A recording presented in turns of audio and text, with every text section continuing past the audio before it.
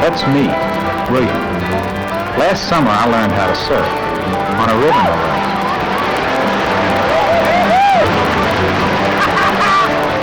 I also learned something about survival underwater.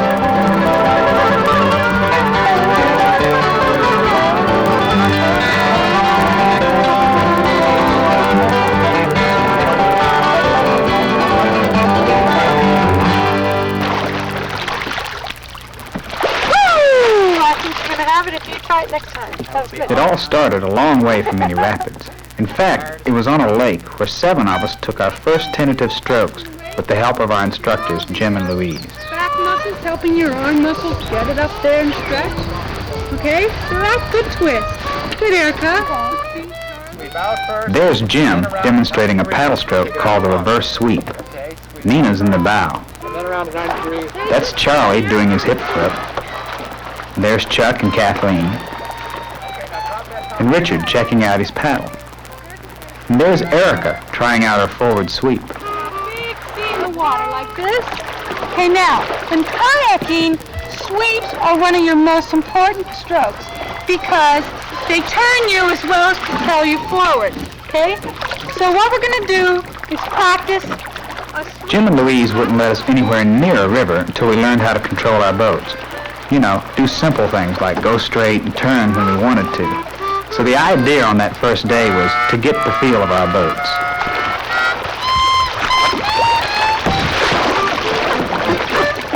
Good going, Richard! Well done! Louise showed us how to do a draw stroke, which enabled us to move sideways. She kept saying, lean and draw, lean and draw. Chin on your shoulder. Lean. Yeah, we got that lean part down just fine. Now all we had to do was learn how to get back upright. What's the most important thing you have to Snap, keep my chin on my shoulder. Okay, now, put your chin on your shoulder now and don't take it off until you come up and say, Louise, my chin is on my shoulder. All right. Chin on your shoulder. Okay? Believe me, it takes a lot of determination to stay in your boat when you're under. But Louise was very patient, and in no time we're all doing the Eskimo roll. And there's nothing like a nice calm lake to build your confidence. It's sinking a little bit. You're going to have to work on that, but it looks good.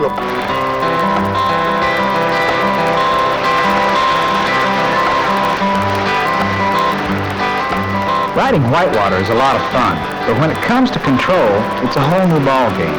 Everything's moving. You, the water, even the rocks seem to jump right out in front of you. You can't stop the river. We needed a way to hit the brakes. Eddies are the key. We found them along the banks, behind rocks in the current, and just about anywhere there was an obstruction. We also found that getting in and out of an eddy isn't all that easy.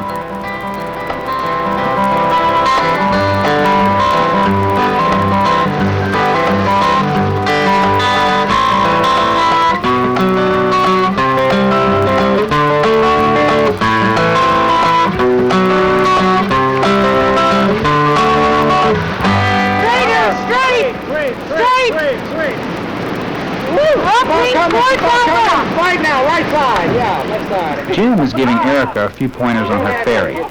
As you can imagine, there are places like above an obstruction where it would be useful to move sideways or across the river without losing ground.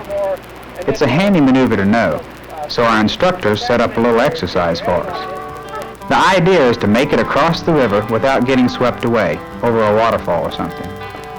Louise showed us that the trick to a well-done ferry is to control the angle of your boat relative to the current.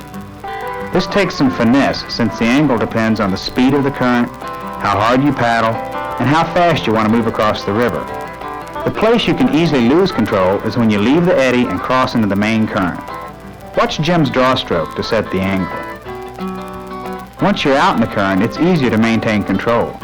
Just paddle ahead, throwing in an occasional steering stroke to hold the angle.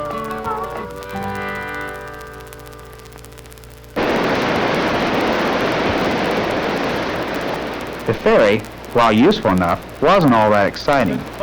But Jim and Louise soon fixed that. They ate it out at a place called the Surfing Rapid.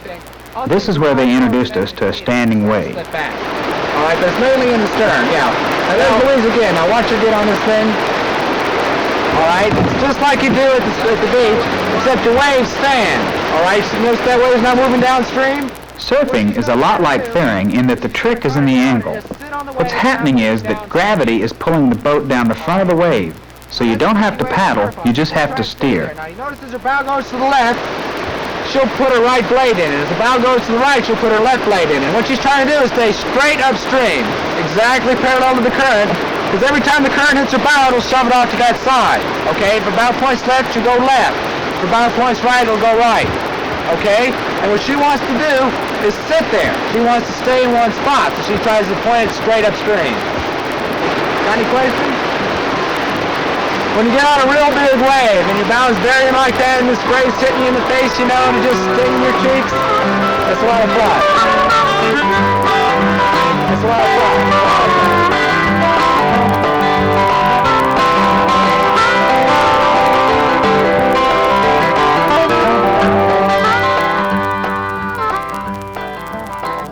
Eddies are terrific places to stop and take a breath, look things over. To get into an eddy, you're supposed to make a nice smart turn. It's called an eddy turn. Okay, good. You all made it, but you know what? You're turning too much in the current, and then you're ferrying into here. I want you to drive your boat more into the eddy and then turn. Seems there's this thing called an eddy line. You can see it right here. It separates the fast current from the calm water behind the rock. The idea is to cross the eddy line with enough speed and at the right angle, which we were told was about 45 degrees, give or take a bit. That way you would drive into the eddy and stick. Louise showed how it was best to aim for the top of the eddy or close to the rock, because that's where the eddy is better developed and really holds the boat. I played shadow for a while. I watched Louise sweep on the outside of the turn to get the boat going across the eddy line, then lean into the turn as if she were riding a bicycle. She leans just as she crosses the eddy line. Now let's see that from another angle.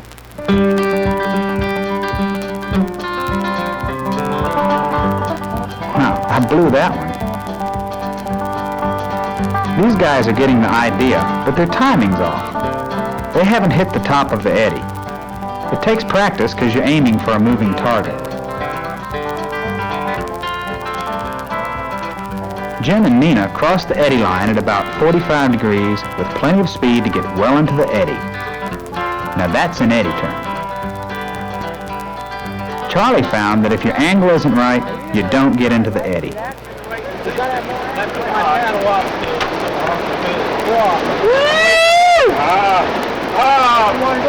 at that!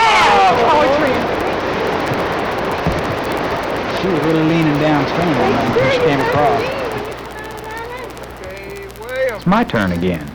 Let her rip, kid. I'm trying to do a peel out. That's how you get out of an eddy and back into the current.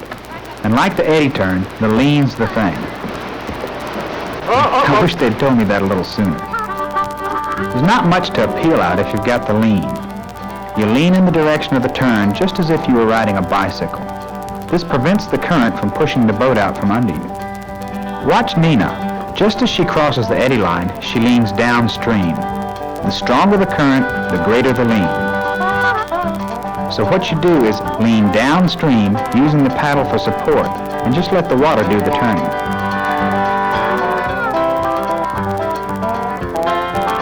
Louise obviously has some feel for what the water's going to do to the boat, and she's not afraid to lean out on her draw. But the rest of us weren't so confident, and our instinct to stay upright often backfired. Richard didn't lean enough downstream and forced the water push the boat out from under him. The downstream lean is really important, and you don't have to worry about leaning too far if you use the paddle for support.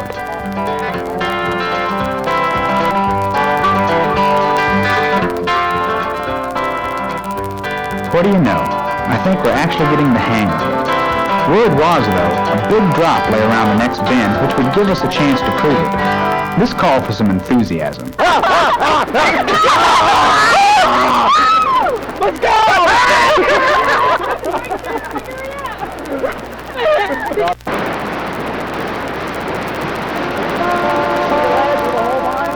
The first problem was figuring out where to start. We were told that it was best to follow the main flow of current in a drop like this. Think about this drop.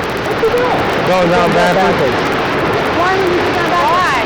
For fun. Fun, see? Because right across, that's not hard at all. So really, all you have to do is stand These up boaters and showed us that it was possible to run this drop, but that didn't improve our self-confidence. across. Oh, good breeze. What a breeze. See, you all can do that, I'm sure. Beautiful dreamer.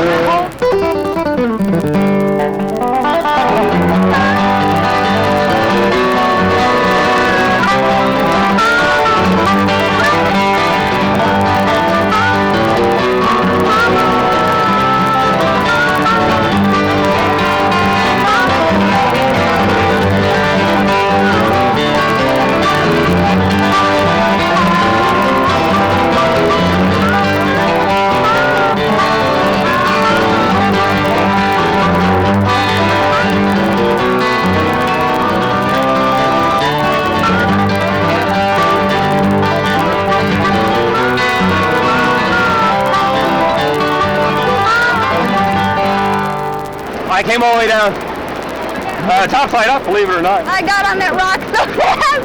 Whoop! I didn't even have to try one of my, unsuccessful Eskimo rolls. And something hit us and just went over. We didn't hit the top, Paul. Is this the bottom? That's right. On that eddy line? Yeah, I was lined up. I was 6 inches in, right off and paddling like mad. I feel like I could do it again, though. Like I wouldn't mind doing it again sometime. I think I'd good. have to think about it.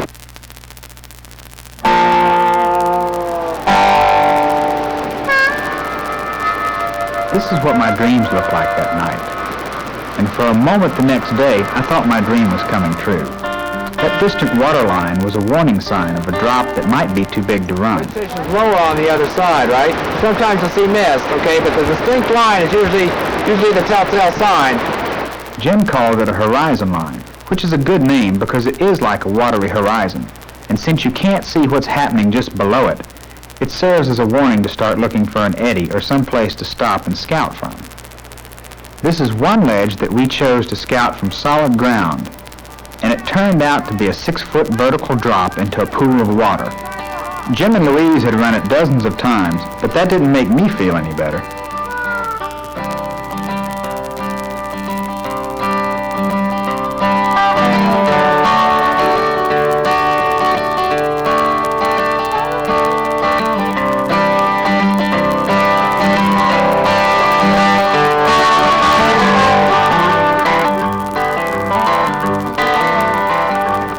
We came upon dozens of small ledges, too. Often, only a thin layer of water flows over the top, and it's very hard to see the ledges from upstream. This one is really hard to spot.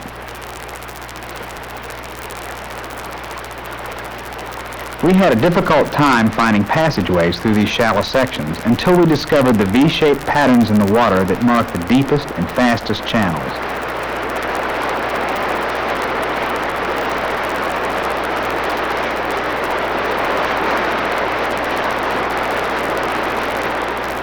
Where the V comes to a point, we'd usually have clear passage and the fastest, most exciting ride.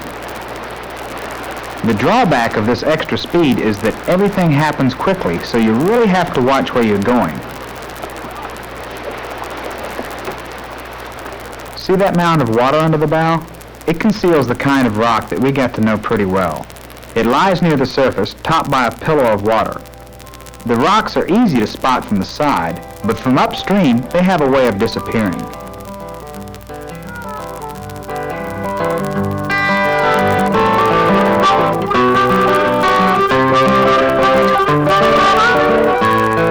Richard and I were taken in, but Louise wasn't about to play follow the leader. When a lot of water is going over a rock, watch out. Turbulence is created just downstream. This turbulence got the name hole because it's a kind of depression in the river. When a hole is formed by just a single rock, it can usually be skirted. This one was easy to miss. But when the river has wide ledges and lots of water, the holes really get nasty. We steered clear of this unfriendly looking one. Later, Jim picked a hole he was more familiar with to demonstrate the appetite that it has for boats and boaters.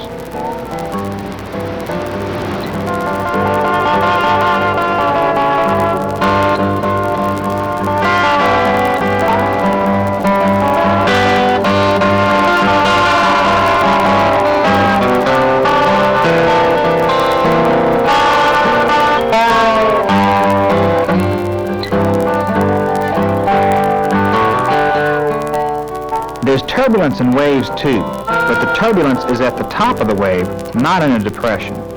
So when you hit a wave, you may get a momentary jolt, but you won't get sucked back into the hole as Jim did. It's usually just a splash in the face.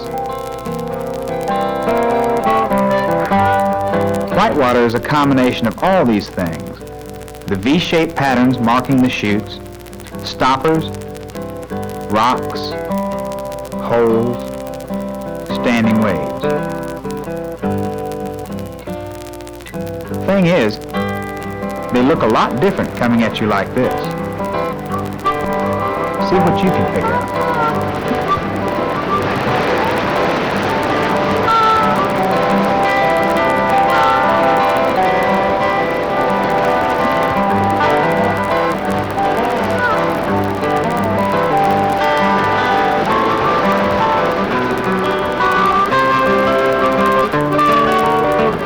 Get all that? Well, neither did I. So let's try it again.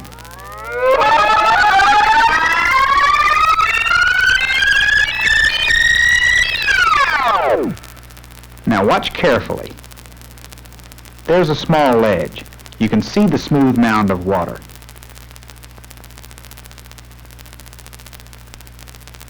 And the hole behind it.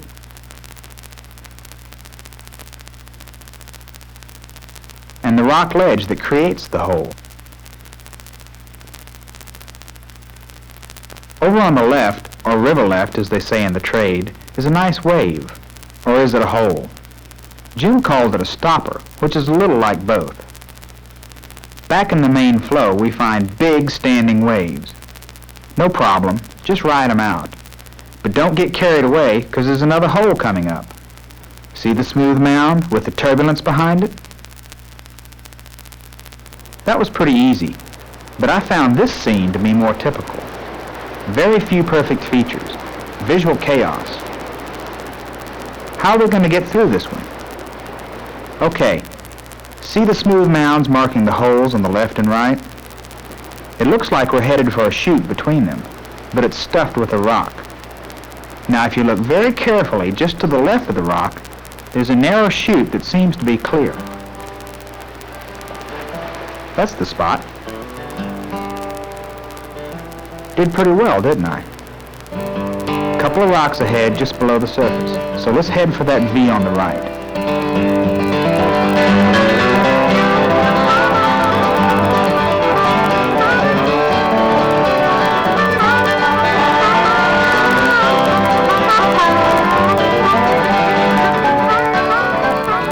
All of us got to know whitewater a little better in those days we spent on the river.